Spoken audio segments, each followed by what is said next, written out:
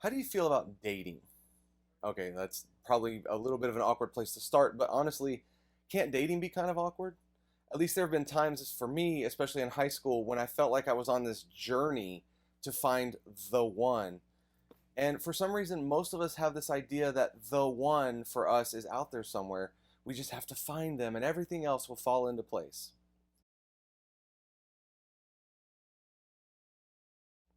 We're talking about dating, and maybe you don't even use the word date or dating because it seems dated or old, but there are actually a million ways to categorize a relationship.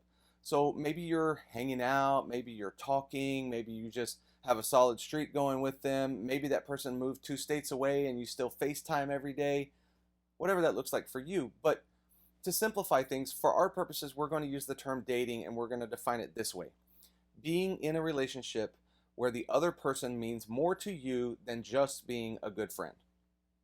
So, over the next few weeks, we're going to go through a series that's about helping you date well. Look, no matter how you feel about dating right now, whether you're not interested or you're not allowed, you've never dated, or you're obsessed with having a significant other, the chances are dating might be a part of your life in the future, right? And so the good news is you don't have to try to figure all that out on your own. Now, when it comes to relationships with each other, the Bible has a lot of helpful things to say, even if it never mentions dating specifically. Now, that makes sense because it was written thousands of years ago and dating wasn't really a thing back then. But stick with me for a few minutes because what we're going to look at is still helpful for us today. The section that we're going to look at today is called Proverbs, and it's dedicated to wisdom, which simply means that it's a book about learning to make better choices in all areas of your life. Now, most of Proverbs was written by a man named Solomon, who was one of the more famous kings in Israel.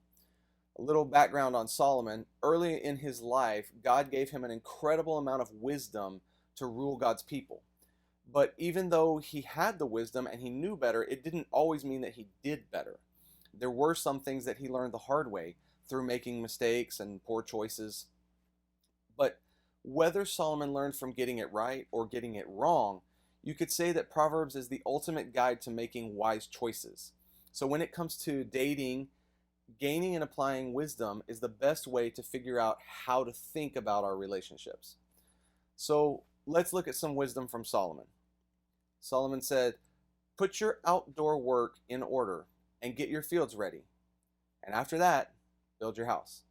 Proverbs 24, verse 27.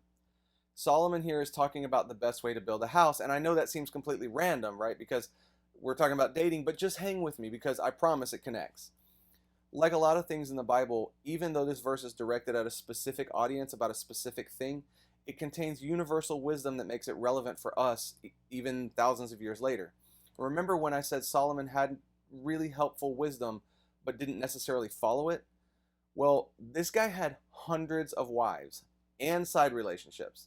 Honestly, his dating life was a mess, but that doesn't change the fact that what he was getting at here is really helpful when it comes to our dating lives. His ideal to-do list went like this. Number one, get your land ready for a house. Number two, build your house. Now, I don't know how much you know about building a house, but that seems like pretty solid advice, right? A big part of getting land ready for construction is getting it level so that you can lay a concrete foundation. The most critical part of a building is having a foundation in place before you build the structure. In other words, you need to take the right steps in the right order, even when it comes to dating.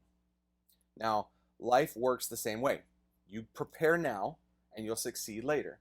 Basically, if you want to be successful at something, you have to prepare the foundation first. But here's the thing: even though we know that's true, how often do we try to be successful without laying a foundation first? If we want a good result, taking the right steps in the right order matters, and dating is no different. So let's apply Solomon's guide to home building to our dating life. Now think about these steps like this. Number one, get yourself ready to date, then date. So how do you get yourself ready to date? Well, instead of waiting to find the one, work on becoming the one. Because Becoming the one is better than finding the one. If you want to take a wise approach to dating and you want your relationships to have the best chance at succeeding, then start by building a good foundation. And that means you need to start with you. The problem is that doesn't always come naturally for us, right? It's a lot easier to set a high standard for the person we want to date than to meet that high standard ourselves. So, how would we even begin to do that? I want to look at a passage of scripture that talks about love. It's from a letter that the Apostle Paul, a guy who started many of the first Christian churches, he wrote it to the church in an ancient city called Corinth. It's from 1 Corinthians chapter 13, and it goes like this. It says, "Love is patient, and it's kind. It's not jealous, it's not boastful, it's not proud, it's not rude. It doesn't demand its own way. It's not irritable. It doesn't keep a record of being wronged. It doesn't rejoice about injustice, but it rejoices when the truth wins out. Love doesn't give up. It doesn't lose faith. It is always hopeful, and it endures through every circumstance." That's 1 Corinthians 13, 4 through 7. Now that's a great list, right? The way Paul talks about love makes it sound pretty incredible.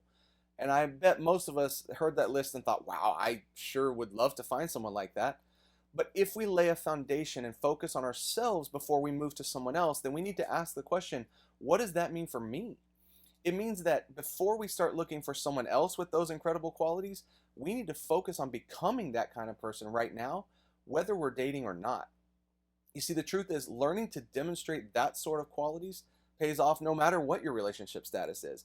You never arrive at becoming the one. You don't check off those qualities Paul mentions, like you can master one and move on to the next.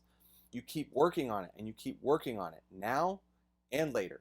And in fact, people who choose to get married have to keep working on it, right? Learning to be patient and kind and not proud just makes everything better, from your relationships with your family and to your relationships in your dating.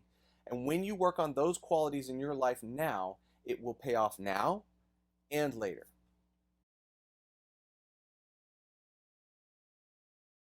So the best part about all of this is that you become so much more than just the one someone else is looking to date. You become the one who is known for loving everybody well. You become more like Jesus, who is known by his love for others. That's just what Jesus does, right? He doesn't just change your dating life, he winds up changing everything: your friendships, your family relationships, and your dating relationships. So here are 3 steps to get started. Step 1, choose who you want to work on becoming. Look at the list of characteristics Paul uses to describe love. Which one of these would you like to focus on becoming, right? Which characteristic would benefit your life and your relationships the most right now? Maybe you need to be less jealous or more kind. But whatever it might be for you, choose what you want to work on and then practice. You may already be doing that, but if not, give it a shot. Try being excited for others when good things happen. Try going out of the way to make someone else's day better. Start being quick to forgive so that you don't keep a record of their wrongs. Don't expect to do this perfectly, but right out of the gate it's difficult, but give it a shot. Keep practicing even when you mess up, and over time you wind up becoming more and more and more like the one Paul is talking about, someone who loves like Jesus. Step 3, repeat. Keep coming back to this process over and over. If you repeat these steps at different points in your life, you will constantly be growing and becoming more like Paul's definition of love throughout the different phases of your life and your relationships. Over time, you continue moving in the direction of becoming the one, somebody who is known by your love in all areas, not just dating. So instead of just focusing on finding someone or deciding if they're right for you, work on your foundation, because becoming the one is better than finding the one.